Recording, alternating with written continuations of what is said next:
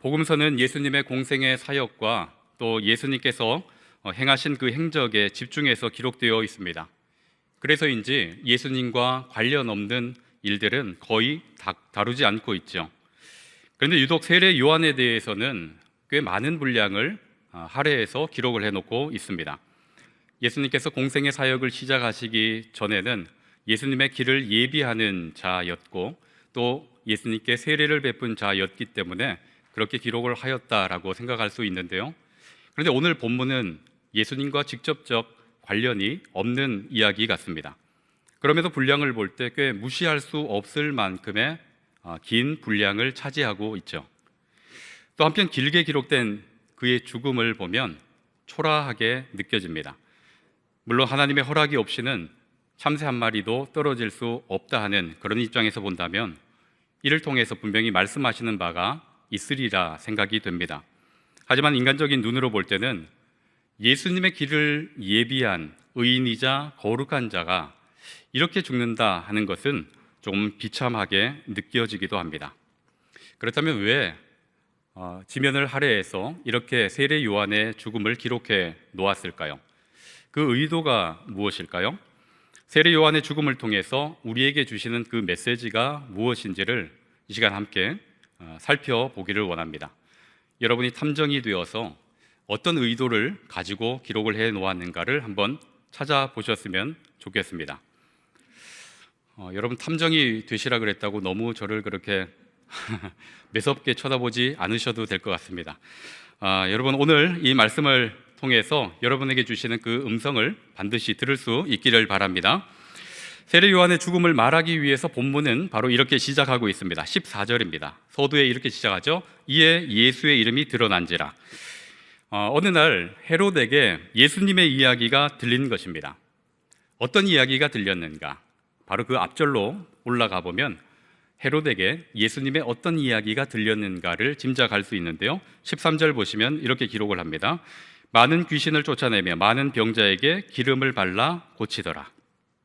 예수님의 제자들이 귀신을 쫓아내고 또 많은 병자들을 고치더라 하는 그 소식이 들린 것이죠. 그뿐만 아니라 예수님께서는 죽은 자를 살리시고 또 예수님의 그 가르침이 매우 탁월하였다 하는 그런 소식도 헤롯에게 들리게 되었습니다.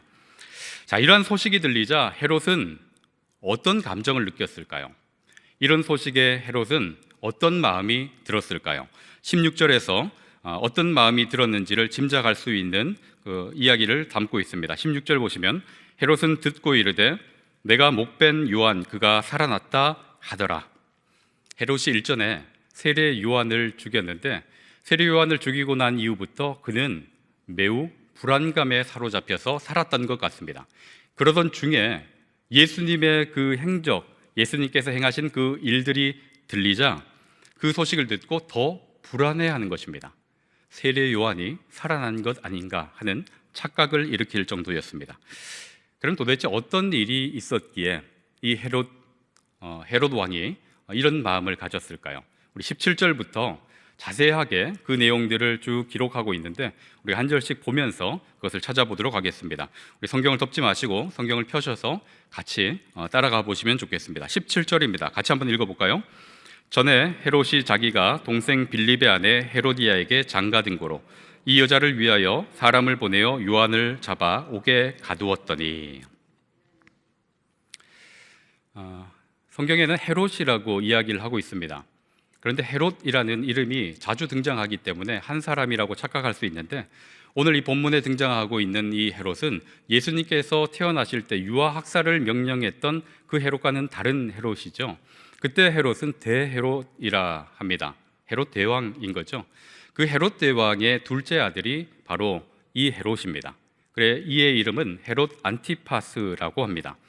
이 헤롯 안티파스가 어떤 일을 했는가? 일전에 이복 동생인 헤롯 빌립의 아내에게 장가를 들었다라고 성경은 기록하고 있습니다. 이복 동생의 아내에게 장가를 들었다. 이 왕가의 도덕성이 어떠한가를 엿볼 수 있는 대목이죠. 타인의 아내를 취하는 것도 옳지 않은 것인데 이복 동생의 아내를 취했다 하는 것. 그리고 실은 이 헤로디아라고 하는 이 여인은 헤롯 안티파스의 조카이기도 합니다. 그러니까 거의 콩가루 집안이 된 것이죠. 또 이것을 위해서 자신의 아내를 버렸습니다. 그러니까 이것은 도덕적으로도 문제가 될 뿐 아니라 모세의 율법으로 봐서도 굉장히 심각한 문제가 있는 것입니다. 여러분, 이런 왕가에 문제가 있다 하면 이 유대인들이 그에 대해서 신랄하게 비판할 수 있을까요? 살아있는 권력에 대해서 함부로 이야기할 수가 없죠. 예나 지금이나 그렇습니다. 어느 누구도 이것이 잘못되었다라는 것을 다 알고 있습니다. 모세의 율법에 어긋난다 하는 것도 잘 알죠. 그렇지만 수군거릴 뿐 그것을 앞에 나가서 이야기할 수는 없는 것입니다. 어느 누구도 그렇게 하지 않습니다. 그런데 그것을 속 시원하게 일침을 가하는 이가 있습니다. 누구일까요? 18절에 보시면 18절입니다. 이는 요한이 헤롯에게 말하되 동생의 아내를 취한 것이 옳지 않다 하였음이라. 누굽니까? 세례 요한이 잘못되었다라는 것을 지적하고 나선 것이죠. 헤롯의 이 심기를 건드리는 것뿐 아니라 사실 이 목숨을 걸어야 할 만한 일 아니겠습니까? 그 치부를 다 들추어내고 잘못되었다라고 책망하는 것은 목숨을 걸 만한 일입니다. 하지만 세례 요한은 서슴지 않죠. 하나님의 말씀 그대로 신랄하게 비판해 놓고 있습니다. 이것이 세례 요한의 특징이죠. 직설적으로 이야기를 합니다. 세례를 베풀기 전에도 세례를 받으러 오는 그 유대인들을 향해서 뭐라 그랬습니까? 독사의 자식들아, 이렇게 책망을 하듯이 바로 헤롯 왕에게도 이렇게 직설적으로 잘못되었다라고 이야기를 하고 있습니다. 자, 헤롯도 심기가 매우 불편하겠죠. 그런데 그보다 더 심기가 불편한 이가 있었는데요. 바로 19절에 그가 누구인지를 보여줍니다. 19절입니다. 헤로디아가 요한을 원수로 여겨 죽이고자 하였을 때 하지 못한 것은, 헤롯 왕뿐 아니라 그와 결혼한 헤로디아도 매우 심기가 불편하고 그것을 책망한 세례 요한을 매우 불편하게 여기고 있습니다. 원수로 여겼다라고 기록을 하고 있죠. 헤로디아는 죽이고 싶었어요. 세례 요한을 제거하고 싶었습니다. 그런데 제거하기가 쉽지 않습니다. 마음에는 원이로되 그것을 실행에 옮길 수가 없는 것입니다. 왜 그런가 하면 20절입니다. 헤롯이 요한을 의롭고 거룩한 사람으로 알고 두려워하여 보호하며, 헤로디아는 그를 원수로 여겨서 죽이고 싶지만 그러하지 못합니다. 왜냐하면 헤롯이 그를 거룩하고 의롭게 여기고 또 그를 보호하고 있다라고 기록을 하고 있습니다. 그렇기 때문에 마음에는 원이지만 실제로 실행에 옮기지는 못하고 있는 형편입니다. 그리고 또 다른 이유도 하나 있습니다. 헤롯도 실은 세례 요한을 제거하고 싶어 하기는 했습니다. 그런데 쉽게 그것을 옮길 수 없었던 다른 이유는 마태복음 14장 6절에 보면 그 이유를 말하고 있습니다. 헤롯이 요한을 죽이려 하되 무리가 그를 선지자로 여김으로 그들을 두려워하더니. 무엇 때문에 그랬습니까? 헤롯도 죽이고 싶지만 그러할 수 없는 것이 무리들이 세례 요한을 선지자로 여기고 있습니다. 그러니 함부로 제거했다가는 오히려 역풍을 맞을 수 있는 상황이죠. 그러니까 함부로 이를 제거할 수 없어서 그는 어떻게 하는가? 일단 세례 요한을 감옥에 가두어 놓고 일단락하려고 마음을 먹습니다. 이 정도 선에서 수습을 해 놓은 거죠. 그런데 예상치 못한 곳에서 일이 터집니다. 헤롯이 자신의 생일을 맞아서 귀족들을 다 초청을 했어요. 그리고 잔치를 열었습니다. 그 잔치가 한참 무르익을 때쯤 되니까 저쪽에서 공주가 나풀거리며 나와서 춤을 추기 시작합니다. 그는 헤로디아의 딸 살로메입니다. 살로메가 나와서 춤을 추기 시작해요. 다들 놀랐을 겁니다. 왜냐하면 당시 예법상 공주가 잔치에 나와서 춤을 추는 경우는 굉장히 드문 일이라고 주석에 보니까 그렇게 기록이 되어 있어요. 일반적이지 않은 상황이죠. 그러니 귀족들도 또 헤롯 왕도 눈이 휘둥그레졌을 겁니다. 그러면서 한편으로는 기쁘죠. 헤롯도 어깨가 들썩였을 것입니다. 나를 위해서 나의 생일에 이 공주가 나와서 춤을 춘다 하니 모두 기뻤겠죠. 이 헤로디아의 딸 살로메는 왜 나와서 춤을 췄을까요? 자발적으로 춤을 췄을까요?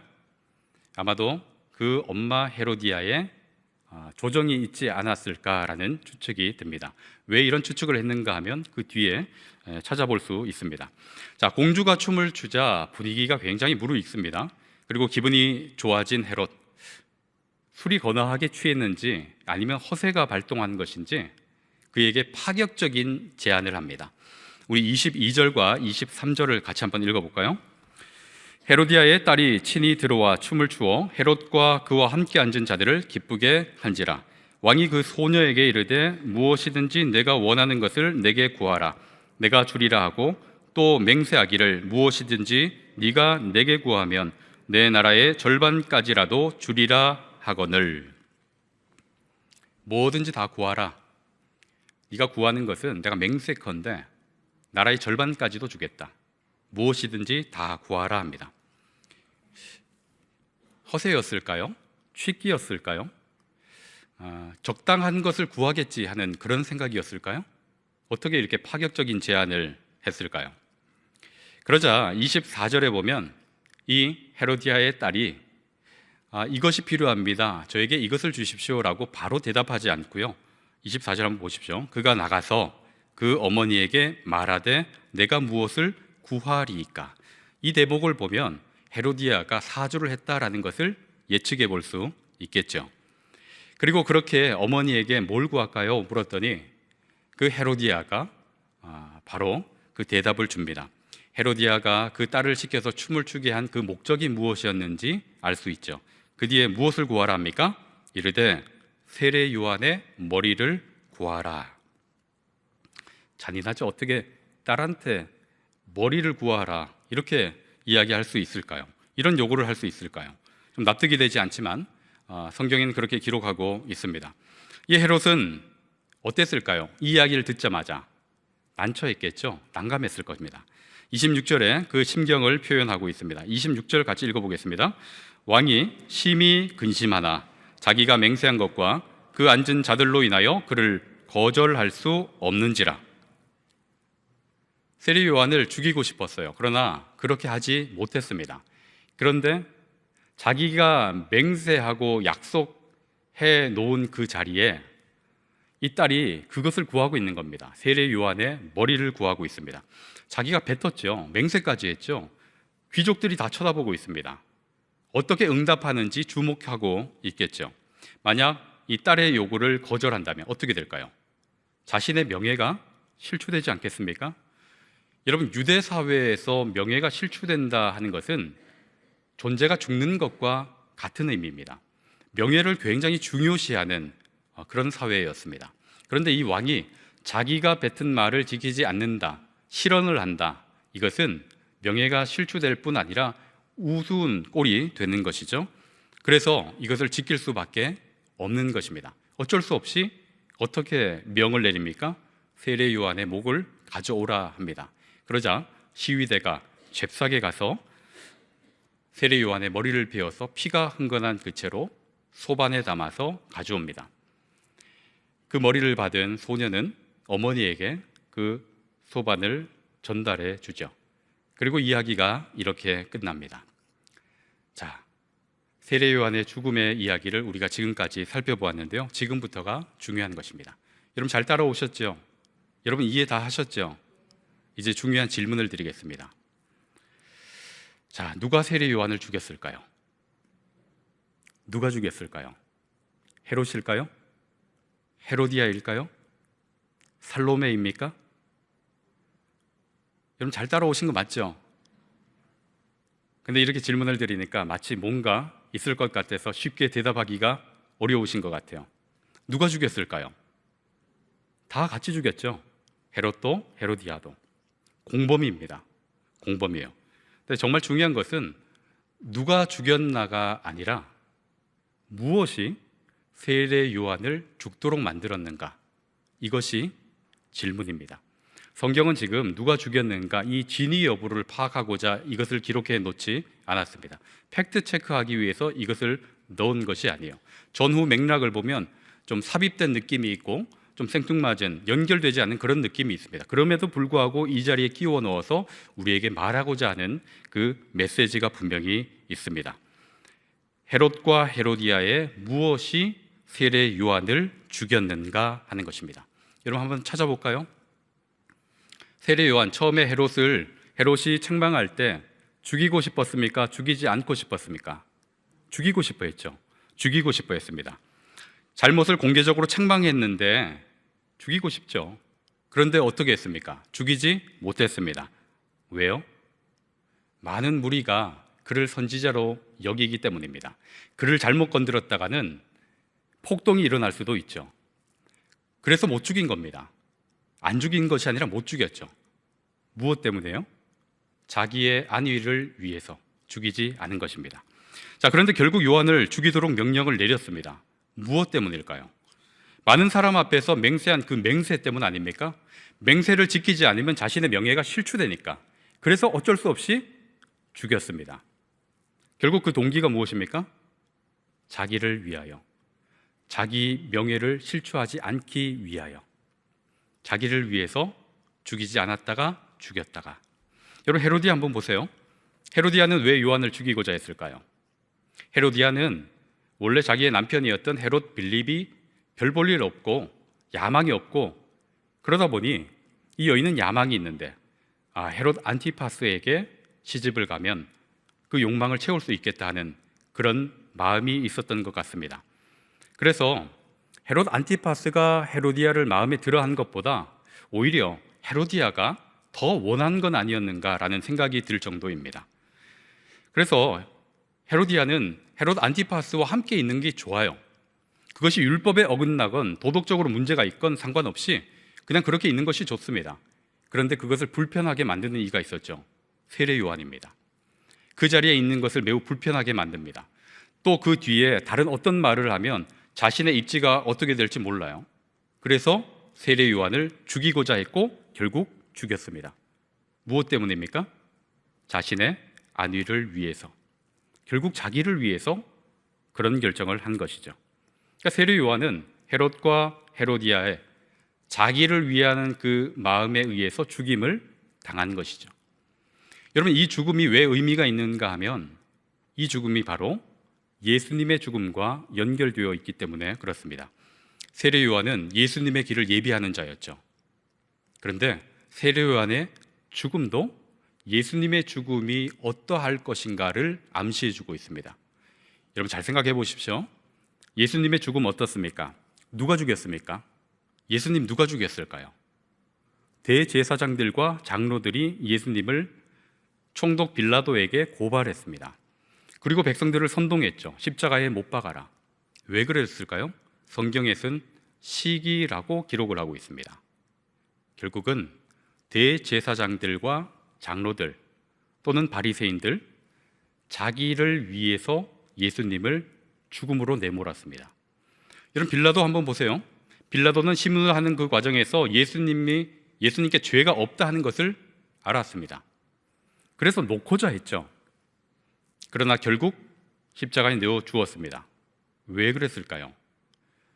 밀란이 일어나려 하는 그것을 보고 두려워서 내어 주었습니다. 그 말은 결국 자기를 위하여 예수님을 십자가에 못 박히도록 만들었다 하는 것입니다. 여러분 예수님의 죽음에 관련된 제자들 어떨까요?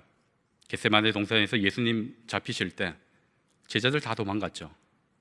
멀찍이 예수님을 따르던 그 베드로, 결국 대제사장 그 뜰 안에 있다가 3번이나 부인하지 않았습니까? 가룟 유다는 무엇했습니까? 그 이전부터 예수님을 팔 계획을 가졌고 팔아 넘겼습니다. 이들 모두 무엇 때문에 그렇게 했습니까? 다 자기를 위해서, 하나님의 영광을 위한다거나 그 민족 공동체를 위한다거나 하는 것은 어디서도 찾아올 수 없죠. 지금까지 나열된 모든 것들이 다 자기를 위하여였습니다. 그런데 여러분 이것은 당시 성경에 기록된 그 사람들만의 문제는 아닙니다. 여러분 자기를 위하는 이 마음은 오늘 우리도 가지고 있다 하는 것입니다. 자기를 위하여. 여러분 예수님을 믿지만 자기를 위하여 예수님을 잠시 옆으로 몰아놓은 적 없으십니까? 나의 감정과 나의 자존심을 위하여 예수님의 말씀을 잠시 덮어둔 적 없으십니까? 여러분, 하루를 살면서 오늘도 아침에 눈을 뜨면서 지금까지 이 하루라는 시간을 지내오면서 얼마나 많은 선택들이 있으셨습니까? 그 선택들, 기준이 무엇이었을까요? 꽤 많은 부분은 자기를 위하여 아닙니까? 여러분, 아담과 하와가 선악과 왜 먹었을까요? 자기를 위하여죠. 아브라함이 사라를 왜 누이라 했을까요? 자기를 위하여입니다. 롯이 왜 소돔과 고모라를 택했을까요? 자기를 위하여죠. 야곱이 왜 장자의 축복을 그렇게 추구했을까요? 하나님의 영광을 위해서입니까? 자기를 위하여죠. 이스라엘 백성들 자기를 위하여 우상을 만들었고요. 사울 왕은 자기를 위하여 기념비를 세웠고, 압살롬은 자기를 위하여 군병을 모아서 반란을 일으켰습니다. 다윗은 자기를 위하여 밧세바를 범했죠. 성경에 일어나고 있는 좋지 않은 일들은 그 동기와 목적이 다 자기를 위하여였습니다. 죄가 들어온 이후 인간이 선택하는 그 기준 대부분이 자기를 위하여입니다. 아니요, 좀 더 엄밀하게 이야기하면 모든 것이 자기를 위하는 것 아니겠습니까? 예수님을 알기 전 우리가 선택한 모든 것은 다 자기를 위하여입니다. 여러분, 자기를 위하여 이렇게 선택했으면 행복해야 되지 않겠습니까? 자기를 위하여 선택했는데 형통해야 되지 않겠습니까? 여러분, 어떤가요?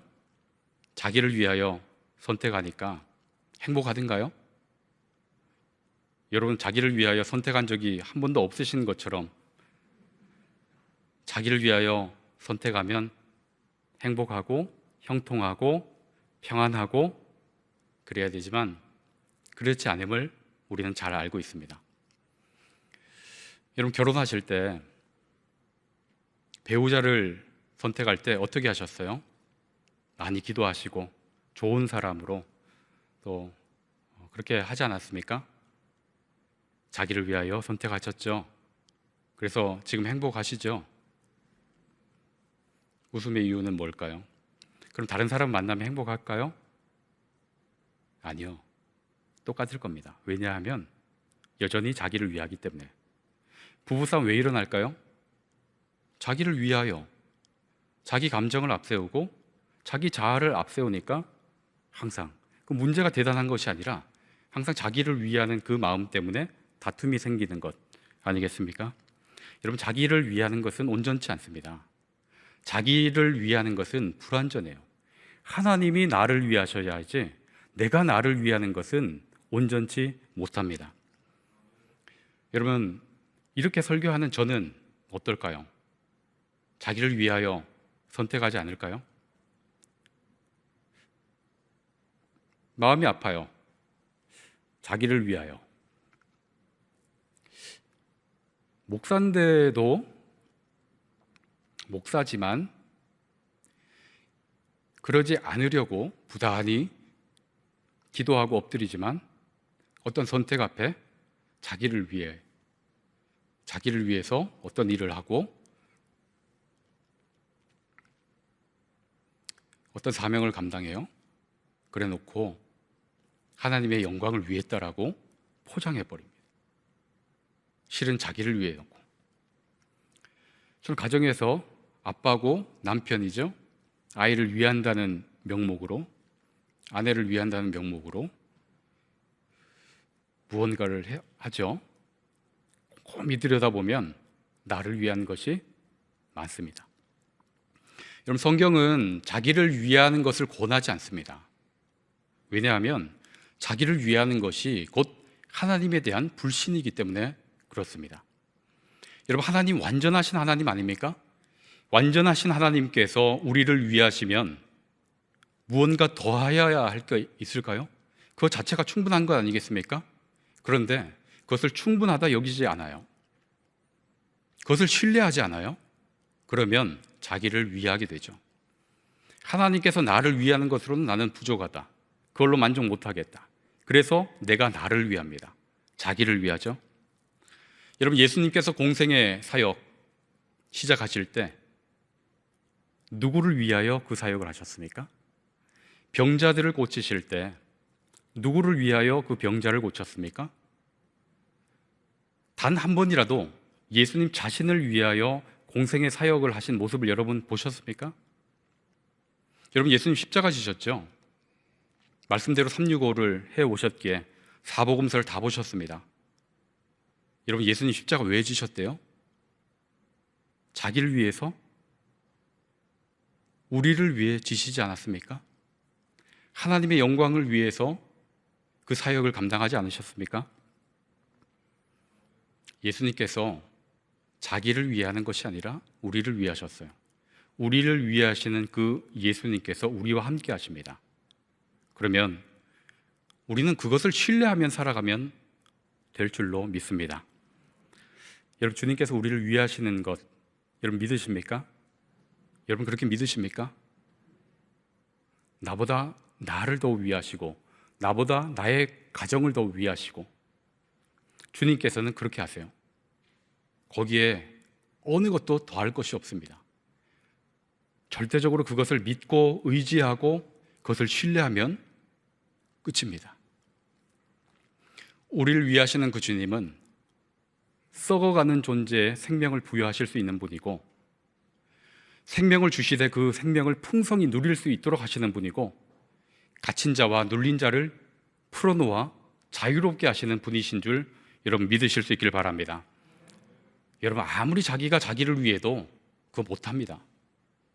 주님께서 하실 수 있는 거죠. 그 주님이 바로 저와 여러분과 함께 하시는 줄로 믿으시길 바랍니다. 여러분 그러면 이제 우리는 무엇 해야 될까요? 자기를 위하는 그 삶을 멈추어야 하지 않겠습니까? 그리고 우리를 위하시는 그 하나님을 신뢰해야 되지 않겠습니까? 여러분 마지막으로 고린도후서 5장 15절 한번 찾고 같이 읽어보고 마무리하도록 하겠습니다. 고린도후서 5장 15절입니다.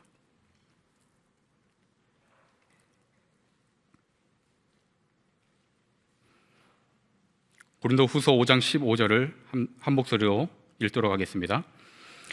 그가 모든 사람을 대신하여 죽으심은 살아있는 자들로 하여금 다시는 그들 자신을 위하여 살지 않고 오직 그들을 대신하여 죽었다가 다시 살아나신 이를 위하여 살게 하려 함이라.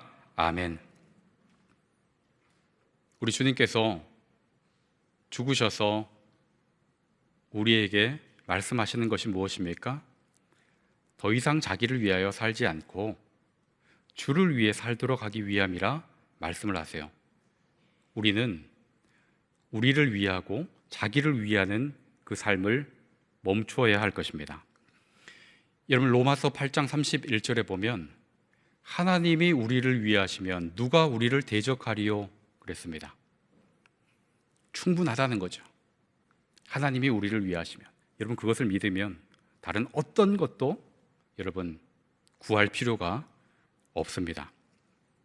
여러분 어떠셨습니까? 자기를 위하여 살아오셨습니까? 그러하다면 자기를 위하는 것을 멈추고 주를 위하는 방향으로 삶의 방향을 턴하실 수 있기를 바랍니다. 이 시간 우리의 내면을 속속들이 다 들여다보기를 원합니다.